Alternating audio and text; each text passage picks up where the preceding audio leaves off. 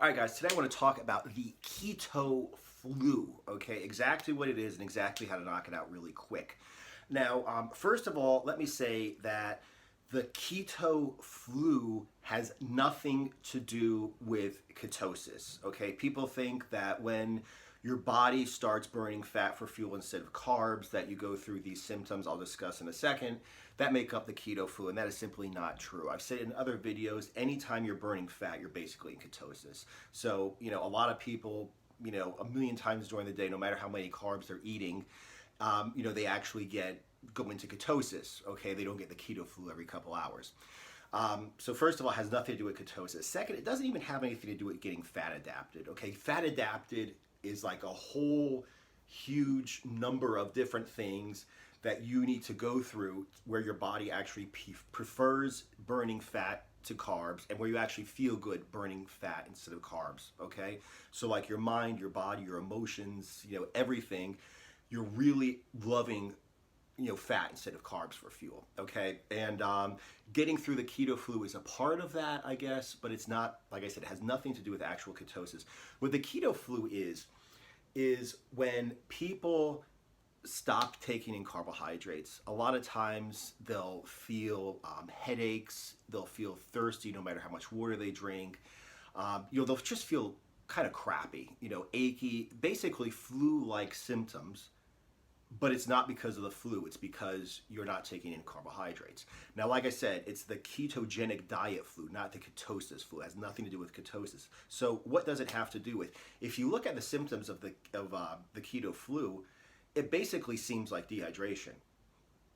Like if you were to take a person with no predetermined idea, no prejudice towards what the keto flu is, he would basically say, well, it sounds to me like dehydration. And that's basically what it is. Because what happened is when you drop carbohydrates from your body, you also drop a whole lot of electrolytes from your body. And, anybody in the military, anybody in the army, has always had experience with dehydration. Like one of the experiences that I've had too, like I said, I've seen a lot of guys in clinics where they would just drink constantly water, sweat constantly water and electrolytes, drink constantly water, sweat constantly water and electrolytes, and eventually they flushed all the electrolytes out of their system and they're walking around like zombies. Like I said, I've literally seen guys laying down in beds in clinics counting to themselves because the last thing they knew, they were on a land navigation course. Their electrolytes got thoroughly fucked up and they're still laying down on a bed thinking that they're walking, counting their steps for the land navigation exercise, like 71, 72, 73, 74. Like they literally are just staring off into space with their eyes open, thinking that they're walking through the woods still, trying to find their next point. So, that's what happens when you have no electrolytes in your system. And like I said, with the keto flu, it usually doesn't occur that extremely. I mean, we're talking people who push their bodies way the hell further than they were intended to be pushed. But like I said, the same thing happens on a smaller scale with people who just drop carbs and, they don't replenish their electrolytes. And what basically happens is they end up basically just having, they're dehydrated because their body's not holding water. Okay, so step number one to the keto flu is to make sure you drink enough water. Okay, and I say a gallon a day is a good rule of thumb. If you're anything resembling thirsty, you need to drink more water. Okay, if you're working in a hot environment, if you work out in a hot environment, if you live in a hot environment, and you sweat more, then you need even more water. So you should not be anything resembling thirsty. But like I said, there are a lot of people that will actually, clients or people in, social media that will ask me, they're like, hey, I'm drinking all kinds of water and I'm still thirsty no matter how much I drink. And like I said, the problem is you don't have electrolytes to help you retain the water. Okay, so it's just going right through you, and no matter how much you drink, you are still staying dehydrated. So step number one is going to be just drink sufficient water. Step number two is make sure your electrolytes are there. All right, so let's talk about electrolyte sources. Now, number one, the absolute most important electrolyte, whether you're running around in the woods doing land navigation or whether you're doing a low carb diet, is going to be sodium. Okay, and I do not recommend that you take under normal conditions, sodium supplements, sodium tabs. I just recommend you put sea salt on everything. Okay. This is like my brand. I like it because when it comes in the fine it just like pours easily. I get a whole lot of salt. I mean, I like the taste of salt. Okay, if I eat 3-4 meals a day of meat, put the sea salt on everything, that gets my sodium. So there's no need to actually supplement under normal conditions with sodium if you just put sea salt on everything. Okay. The next thing is potassium. Okay, number one, water. Number two, sodium. Number three is potassium. Okay, so here is something called no salt. And people laugh at me because I like double fist, and I got like sea salt in one hand, and then I got potassium, no salt in the other hand. See, this is basically for the people who are afraid of sodium, and they think that sodium and salt is the devil. They use this because it tastes like salt, but it contains potassium instead of salt.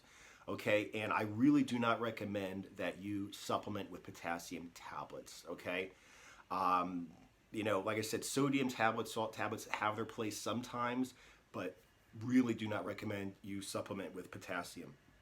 So what you do to get your potassium in is you just throw this on everything you eat. So like I said, I double fist it. If I go ahead and I have a meal of meat, I'll put on some sodium and I'll put on some potassium.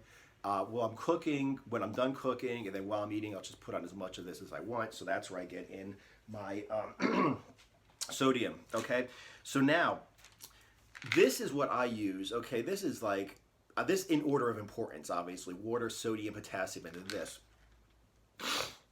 Calcium, magnesium. Now brand is like a really clean brand. They're like pretty cheap. GMO free. They're pretty cool in terms of like the quality of their stuff. It's basically you just buy pure supplement, okay, without any frills. So what I got over here is I take 2 of these, okay, and 2 of these gives me 1 gram of calcium and 0.5 gram of magnesium, okay. Very important, okay, but like I said, third in importance when you compare it to sodium and potassium. Okay, so I just take 1 of these in the morning, 1 of these at night, and it gets, like I said, it just basically gets my gram of calcium, and my 0.5 gram of magnesium.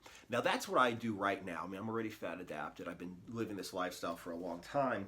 So that's what I'm currently doing. Okay, but what do I recommend? Because I have a bunch of clients right now that are getting fat adapted. One of them was having issues with the keto flu, and my biggest suggestion is this: bouillon cubes. Okay, I'm a big fan of starting early in the day and setting yourself up. So that means if you're on like a low, like a 0 carb, low fat diet, I suggest you have a lot of the fat that you do eat early in the morning to to satisfy your hunger, so you don't get hungry. Okay, during the day, kind of start your day off right. And I recommend the same thing if you're having issues with the keto flu. Just have like 2 bouillon cubes in a mug of water. Chase it with like a big pint of water. Have like a pint beer glass. So what I'll do is, if I was going through keto flu, I would go ahead and I'd put like 2 bouillon cubes in a mug, drink that, and then drink the big pint of cold water, for breakfast. And what that does is, like I said, it starts your day off right. You're going to have issues with the keto flu. Your sodium's low. Your electrolytes are low. You're dehydrated. But if you have like a mug of water plus a big pint of water plus 2 bouillon cubes, you're getting a lot of sodium and you're getting in a lot of water to start your day off. As a matter of fact, what I've done before when I was having major issues is I had a very large mug, so like a double-sized mug, and I would put 4 bouillon cubes in it and drink that. So I had, 2 mugs worth of liquid and 4 servings of bouillon cubes, and that's what I actually used when I was going through it. Pay attention, as you can see here, this is not mine. This is just something I found in the house, and it's very low sodium. So obviously do not get very low sodium bouillon cubes. But like I said, that's definitely what I recommend. Drink a lot of water, make sure you get in a lot of electrolytes. And like I said, if you're really struggling with the keto flu, then definitely grab some bouillon cubes and start your day off with that, okay? If you guys have any questions that you would like me to actually solve one-on-one for you, I'm actually doing an exclusive one-on-one online personal training. I'll do your diet for you. I will do your workouts for you. I will be available, every single day, within reason, 24 hours a day, to answer any direct messages. If we have a problem that, is confusing to discuss per text message, we'll just get on a Skype call. So it's like unlimited direct messaging, unlimited Skype calls, unlimited changes to your plan. Anytime you have an issue like, hey, I'm having a problem getting fat adapted. Hey, let's get on the phone and let's just talk our way through it, and I'll help you out right there. done for you solution. Check it out. The link is in the description. If you're watching this on YouTube, if you're watching this on Instagram, it's in my profile. It's my exclusive online training program. If you want a do-it-yourself answer, okay, you will get all the information that I use about dieting on low carbs, whether you're bulking or cutting, and you'll get that in my low carb cutting and bulking product. So that's the cheaper version. I'll tell you everything you need to know, and you just go ahead and do the work yourself. Or if you want me to do everything for you, check out my exclusive online training with unlimited Skype calls, unlimited messaging, and unlimited changes to your plan. Other than that, leave a comment in the comment section below. Definitely get back to you on the comments, and let me know what you want to see in future videos. Subscribe, sign up for notifications, follow me on Instagram, damn it, and see you guys in the next video.